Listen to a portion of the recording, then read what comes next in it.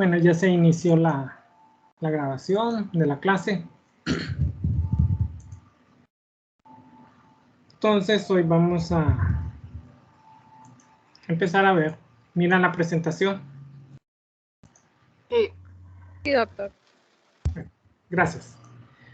Entonces, vamos a empezar a ver lo que es la membrana celular, ¿verdad? Ya un poquito más detallada. Entonces, aquí mencionamos, ¿verdad?, que la membrana celular o membrana plasmática es una bicapa lipídica. O sea, está formado por dos lípidos o dos capas de lípido. La membrana plasmática regula la entrada y salida de sustancias. O sea, que esta membrana, a través de sus proteínas, ¿verdad?, va a permitir el paso de tanto para que entre como para que salga una sustancia y en las cantidades y en el momento en que se requiere. Eso es lo que nos está diciendo. Ahora, ¿de qué está formada esta bicapa lipídica? Está compuesta por dos láminas. Y estas láminas principalmente que van a contener fosfolípidos, colesterol, proteínas integrales y periféricas. Las proteínas integrales son las que son, por ejemplo, las proteínas canal, o sea, las proteínas que permiten el paso de una sustancia de un lado a otro. Las periféricas muchas veces son más que todo receptores o marcadores. Y nos menciona, ¿verdad?, las características de esta barrera de su permeabilidad selectiva. Y aquí menciona la gran función, ¿verdad? Mantiene estable el medio intracelular. Ese es uno de los objetivos de la membrana celular. Mantener estable o lo más estable posible lo que es la membrana, o sea, el líquido intracelular. ¿Y qué es lo que va a estar estable? La cantidad de agua, de iones como el sodio, el potasio, el calcio, el cloro y otros elementos. Y metabolitos o proteínas. También. Entonces aquí podemos ver, por ejemplo, la estructura de una membrana celular, que es una bicapa lipídica. O sea, aquí está una capa y aquí está la otra capa. Entonces las proteínas estructurales son estas, miren, que atraviesan la bicapa lipídica desde un extremo hasta el otro. Y a través de estas es donde van a atravesar las diferentes aminoácidos, proteínas, el agua lo atraviesa. Los gases no necesitan esta bicapa para atravesar, no necesitan esta proteína para atravesarla, ¿verdad? Ya que pueden atravesar fácilmente la bicapa lipídica. ¿Qué otras sustancias pueden atravesarla? Por ejemplo, el alcohol. El alcohol, como es etanol, entonces puede fácilmente atravesar esta bicapa. Entonces, esa es otra de las características. Y todas otras sustancias, ¿verdad?, que tengan características lipídicas podrán atravesar fácilmente la membrana. Como cuáles tienen características lipídicas. Por ejemplo, ciertas opioides tienen esa característica. Muchas de las drogas, ¿verdad?, alucinógenas, esa es una de sus características, que pueden atravesar esta membrana debido a su estructura. Y aquí está la bicapa lipídica. Miren, tiene una estructura polar y otra anfipática.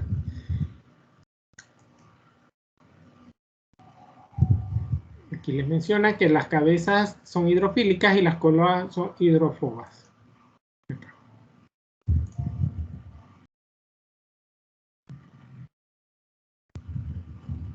Aquí les menciona, miren, que el porcentaje del 98% son anfipáticos, ¿verdad?, por las características. Ahora vamos a funciones específicas de las proteínas. Miren, esta es la función de las proteínas dentro de la membrana celular, que pueden ser proteínas estructurales o de anclaje, ¿verdad? Estas proteínas hacen el eslabón clave uniéndose al citoesqueleto y la matriz extracelular. Bueno, vamos a ver cómo es. Estas proteínas estructurales o de anclaje son proteínas,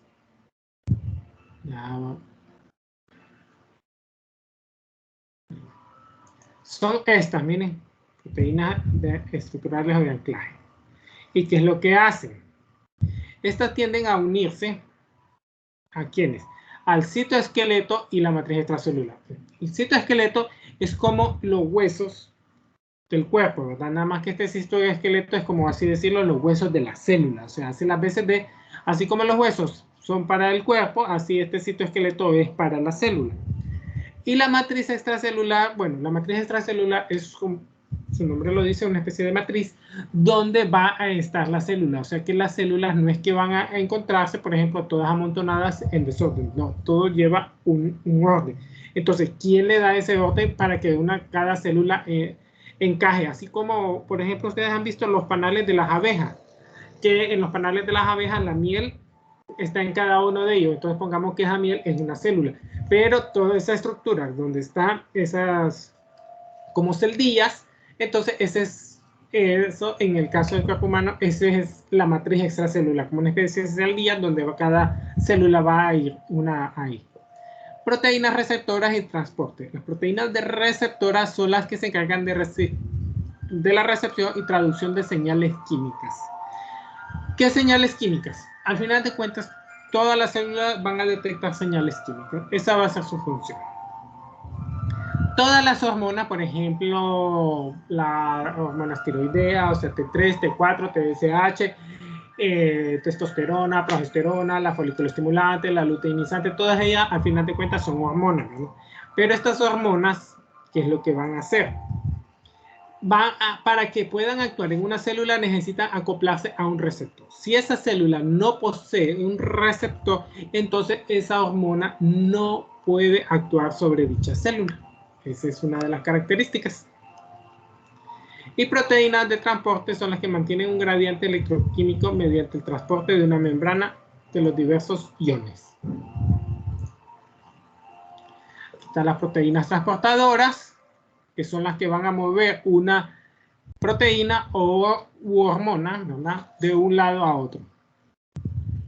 Y las proteínas canal es donde pasan iones, pero uno de los, por ejemplo, de las proteínas canal muchas veces es el agua donde va a poder pasar. O sea que a través de este tipo de proteínas pueden pasar, por ejemplo, moléculas de agua.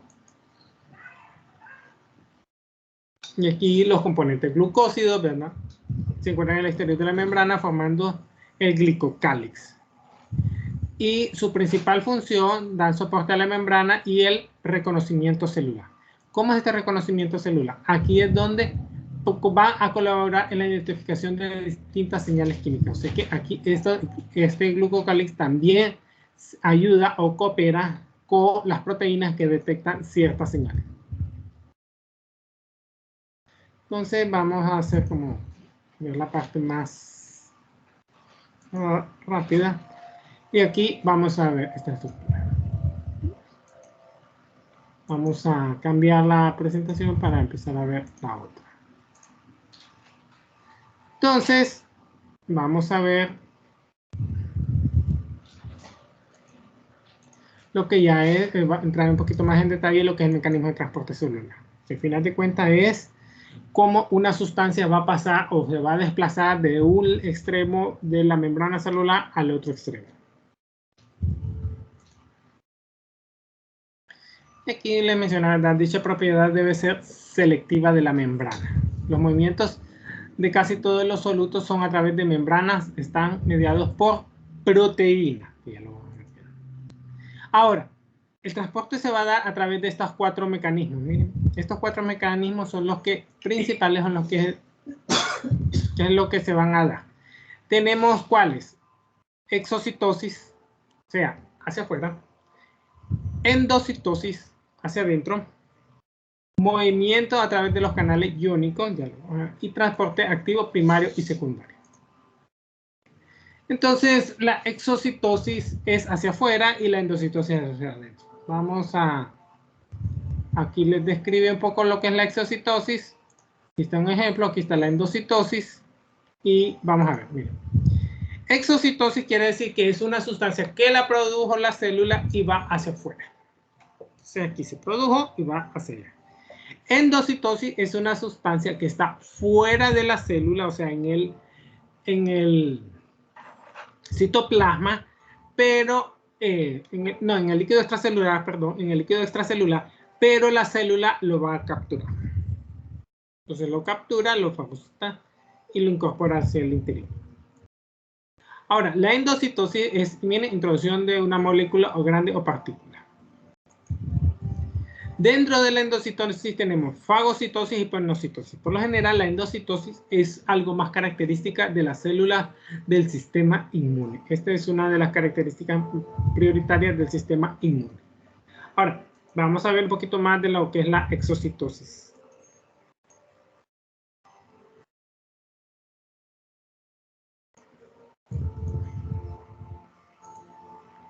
Entonces,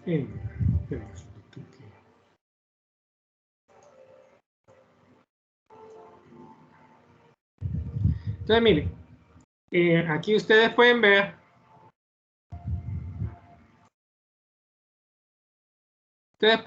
que aquí está esta célula.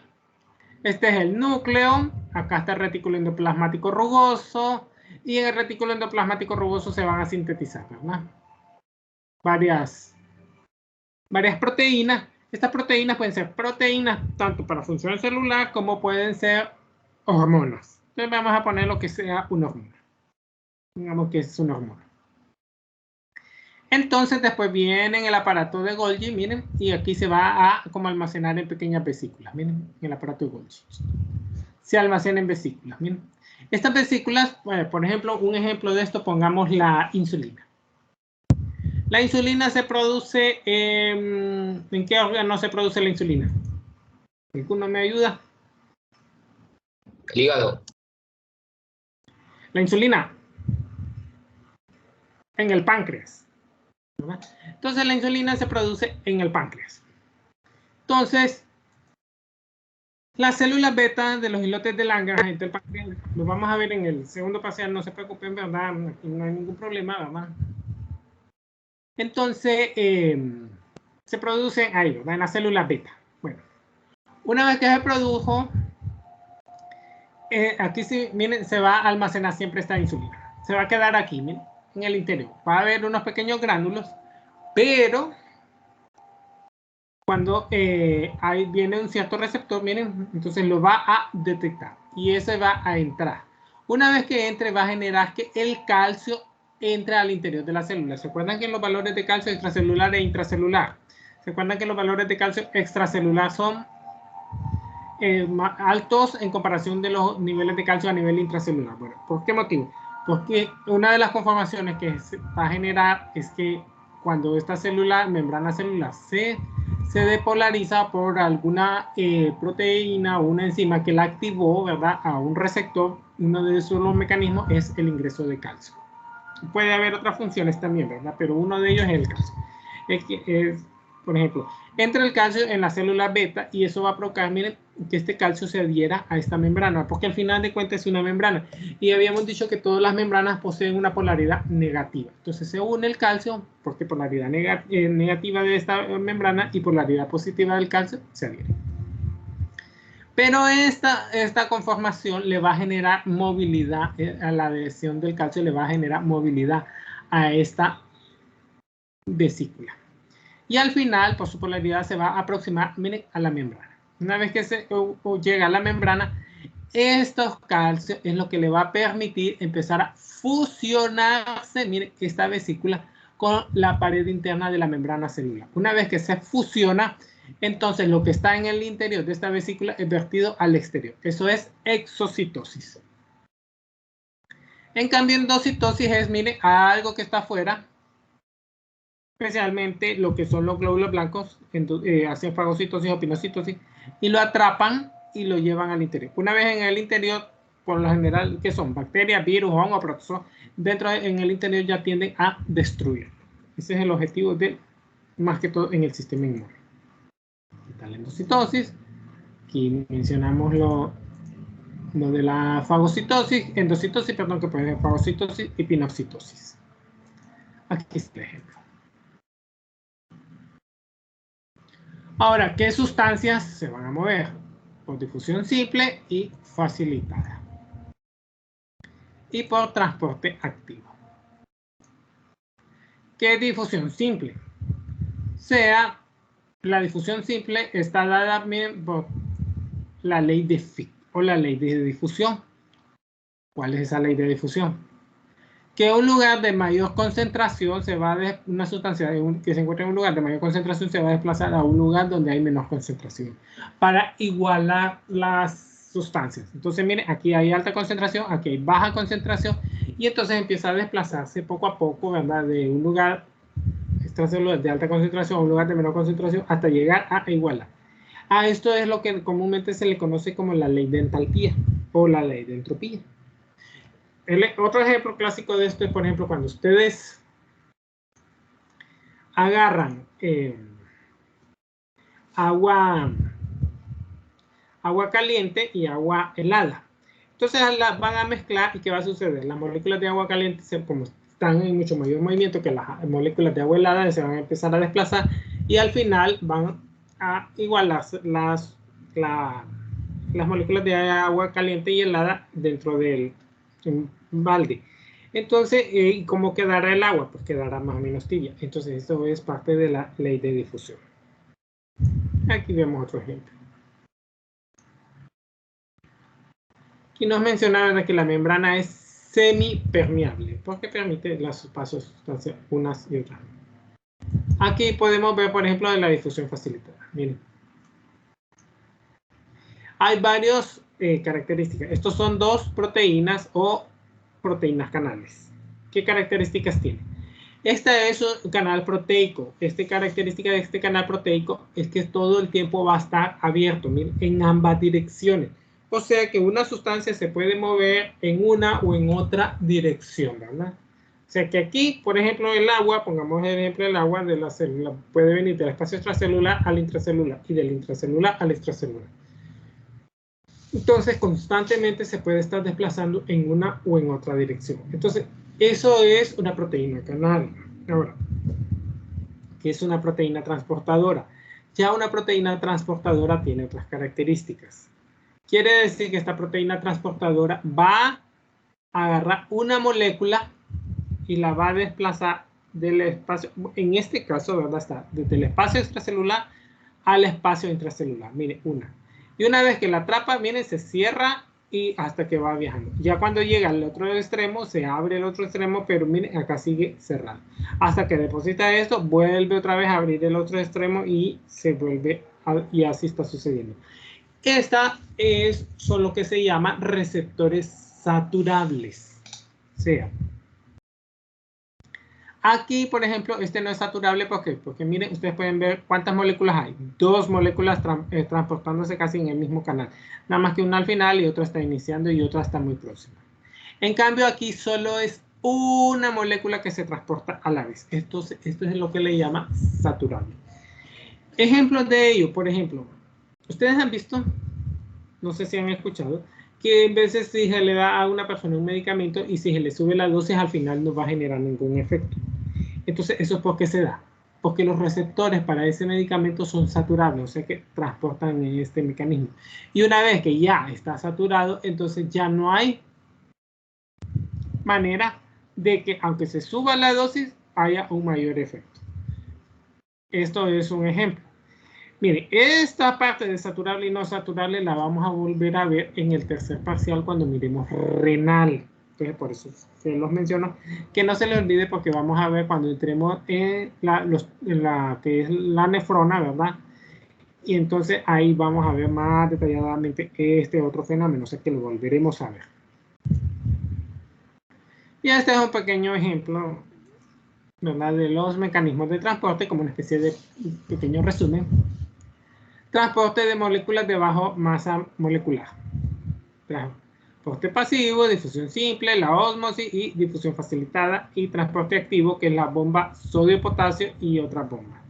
Por lo general, las otras bombas, cuando se refiere a esto de otras bombas, en sí la inmensa mayoría de las bombas son modificaciones de la bomba sodio-potasio, que a lo largo del curso lo vamos a ir viendo. Vamos a ver ahorita un poco, en el segundo parcial vamos a ver bastante cuando miremos bastante de endocrino, y en el tercero especialmente cuando miremos riñón. Y transporte de moléculas de elevada masa molecular. Tenemos la endocitosis y la exocitosis, ¿verdad?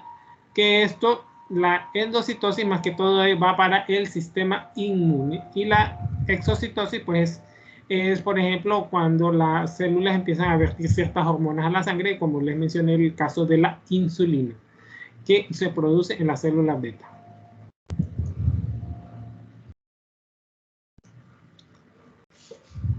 Entonces aquí le menciona que la membrana es poco permeable a los solutos iónicos. O sea que la membrana como tal no va a permitir el paso de ¿qué? Ni de sodio, ni de calcio, ni de cloro, sino que va a hacerlo todo a través de canales o proteínas de membrana. A través de proteínas de membrana. O sea que va a atravesarlo. ¿Y cuál es una proteína de membrana? Esto es una proteína de membrana. ¿Miren? O sea que el calcio, el sodio, el agua, todos ellos van a pasar de un lado a otro lado de la membrana celular a través de una proteína, canal o de membrana. Este es el ejemplo, mire, de una proteína de membrana, nada más que está totalmente abierta todo el tiempo. Entonces aquí podríamos poner un ejemplo de, bueno, aquí menciona que es un canal proteico y un ejemplo clásico son las acuaporinas, o sea, permiten el paso del agua. Aquí le mencionan, ¿verdad?, que existen los denominados pasivos, ¿verdad? O sea, canales pasivos. ¿Y qué características tienen estos canales pasivos? Miren, este es un canal pasivo. ¿Qué característica tiene? Todo el tiempo va a estar abierto. Entonces va a permitir el paso. Esa es una de sus características, ¿verdad? Y aquí le menciona, ¿verdad?, que forma una especie de poros. Y ya que están permanentemente abiertos. Y los otros son los activos o de compuerta. O sea que estos pueden estar cerrados o abiertos en un momento dado. Sea a esto, miren, este es un activo. ¿Por qué? Porque puede estar abierto aquí, pero aquí en estas dos etapas ya, miren, está cerrado. Entonces, este es activo porque puede estar abierto en un momento dado y cerrado en otro momento. En cambio, los pasivos o proteínas canal, que es este canal proteico, pues todo el tiempo va a estar abierto y va a permitir el paso de una sustancia en ambas direcciones. En cambio, este solo lo permite el paso en una sola dirección.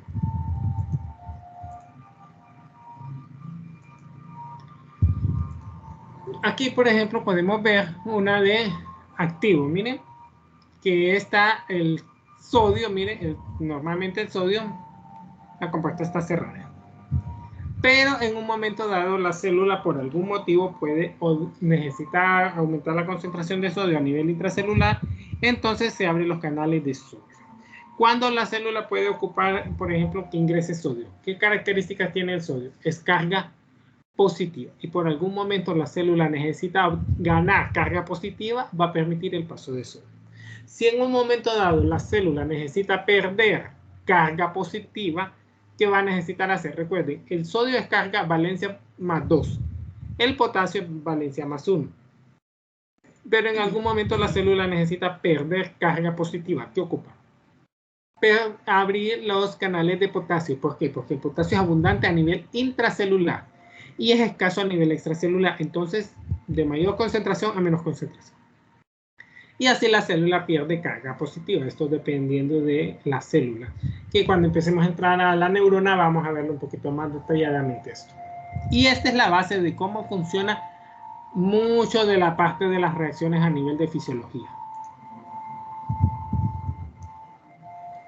Y ahora menciona que algunas se abren por cambios de potencial, o sea, activadas por voltaje o activadas, y otras se abren activadas por un ligando. Aquí vemos el ejemplo, ¿verdad? Que aquí tenemos lo que se activan por voltaje, o sea, sodio, y por acetilcolina, que es un ligando.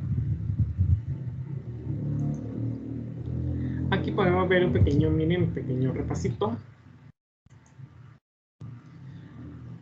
Aquí, por ejemplo, difusión simple, miren, puede atravesar la membrana sin ningún problema. ¿Cuál lo hace? Los gases.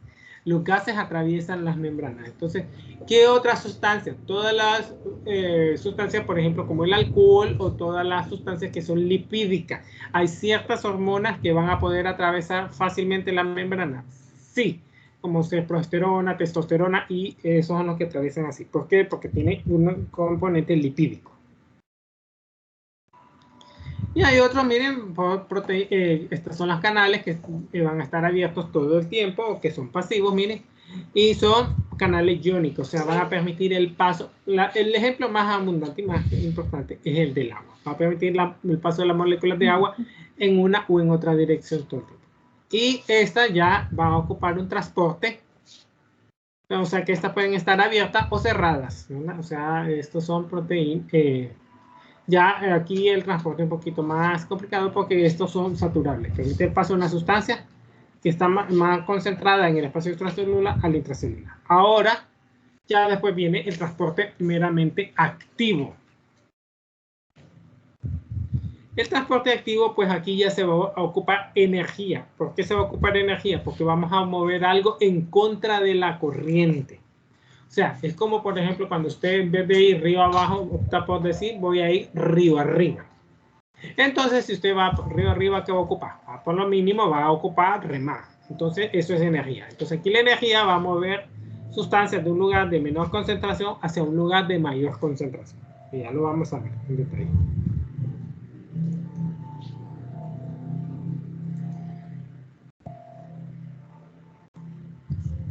Bueno, aquí están los activación de los canales proteicos.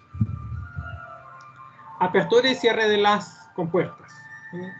Y cómo va a estar dado por voltaje, especialmente el sodio. Recuerden que el sodio es carga positiva, valencia más 2. Entonces, uno de los ejemplos a través de voltaje. Y también va a haber por ligandos o por química. Por ejemplo, la acetilcolina. Más que todo por voltaje, muchos de ellos son neuronas. Y aquí a la acetilcolina muchas veces se da a nivel neuromuscular. Aquí les da ya un poquito la explicación que más o menos ya le da. Miren, aquí volvemos a ver el mismo ejemplo. Proteína canal va a pasar en una o en otra dirección.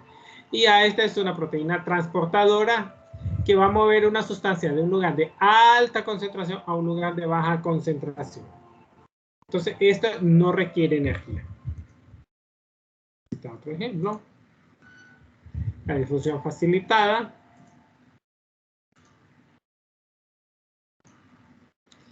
Aquí está el ejemplo de acuaporinas. Las acuaporinas van a permitir el paso, ¿verdad?, del agua. Ahora, el transporte activo, como su nombre dice, quiere decir que va a haber una actividad. O sea, va a haber un trabajo. Y si hay trabajo, se ocupa energía. ¿Verdad? Y este es el consumo de energía. Y va a ir en contra del gradiente químico. Existen dos tipos de transporte activo. Transporte activo primario, ¿verdad?, que este es el que consume energía. Miren, están los ATP. Y el transporte, aquí mencionaba el transporte activo primario, ¿y quién va a funcionar con el transporte activo primario? Ejemplo clásico es la bomba sodio-potasio. La bomba sodio-potasio es la que más energía va a consumir de todas las células. O sea que está gastando constantemente lo que es la energía. ¿Y para qué? Para mantener los valores de sodio a nivel extracelular abundante y del potasio a nivel intracelular abundante. Aquí les menciona, ¿verdad?, que la bomba sodio-potasio mueve 2 iones de sodio hacia el exterior, 3 iones de sodio al exterior y 2 de potasio al interior. Aquí lo vemos detalladamente. Miren cómo se va el ejemplo. Esta es la bomba sodio-potasio.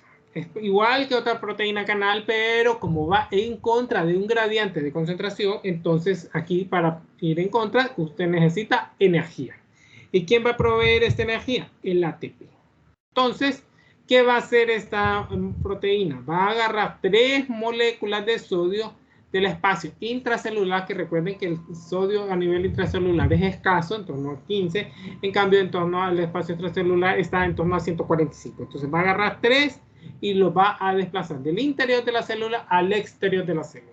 En cambio va a agarrar 2 moléculas de potasio, que el potasio a nivel extracelular anda en 4.55 y en el nivel intracelular casi anda en 150 milimoles.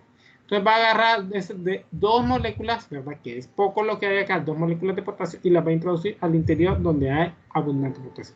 O sea, va en contra del gradiente de concentración en ambos lados, tanto del sodio como del potasio. Y para poder trabajar en contra de ese gradiente hay que gastar energía. ¿Cuál es la energía? El ATP. Entonces la bomba sodio-potasio expulsa 3 sodios al exterior e introduce 2 potasios al interior de la célula. Aquí vemos también el ejemplo. Transporte activo secundario es el que el consumo de energía se realiza para generar un gradiente químico. Ya lo vamos a ir viendo. Transporte activo secundario. Y aquí miremos el ejemplo del transporte activo secundario. ¿Cuál es el transporte activo secundario? O sea, que utiliza el gradiente de concentración ¿para qué? Para mover una segunda sustancia. Por ejemplo, miremos. La glucosa es más abundante en el espacio extracelular que en el intracelular. Bueno, pero la glucosa tiene carga negativa y la membrana celular es carga negativa. Carga negativa y carga negativa se repelen. Entonces quiere decir que esta glucosa no puede ser absorbida al interior de la célula, aunque en el interior de la célula se necesite la glucosa. Entonces, pero recuerden que la glucosa es carga negativa y el sodio carga positivo, valencia más 2 y la glucosa carga negativa, valencia menos 1. Entonces, ¿qué pasa? Positivo y negativo se atraen, ¿verdad? Entonces, valencia más 2, valencia menos 1, ¿cómo nos queda? Valencia 1 del complejo sodio-glucosa. Y como tiene valencia más 1, miren, se va a ver atraído a la membrana celular. Ahora, para que esta proteína se abra, se va a necesitar de otro factor. ¿Cuál es ese otro factor? La insulina. La insulina es el que se encarga de abrir estos receptores, o sea que haya gran abundancia de este tipo de receptores. Si no hay insulina, pues no va a haber receptores de este tipo. ¿Para qué? Para que puedan absorber glucosa y sodio y o aminoácidos, ¿verdad? Pueden ser aminoácidos o puede ser glucosa para ser resolvido desde el espacio extracelular al espacio intracelular.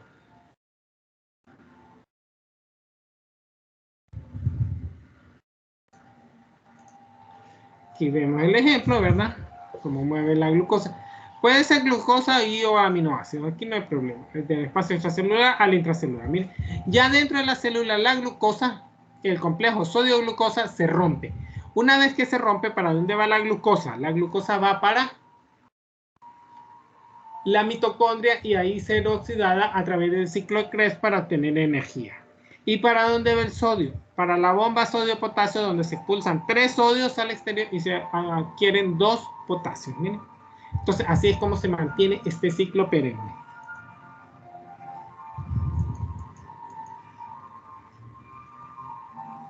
Aquí menciona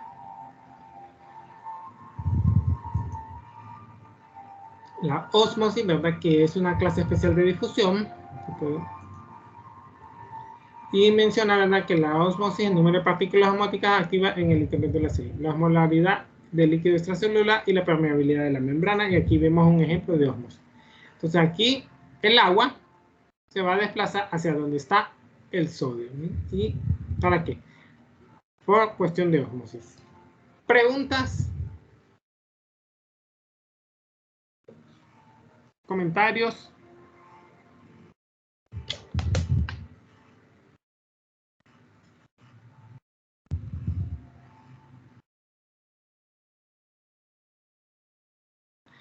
En el transcurso de la tarde o noche les voy a decir cuántos grupos son, ¿verdad? Los que se tienen que armar, porque hoy les dije que iba a mencionarles cuántos grupos son.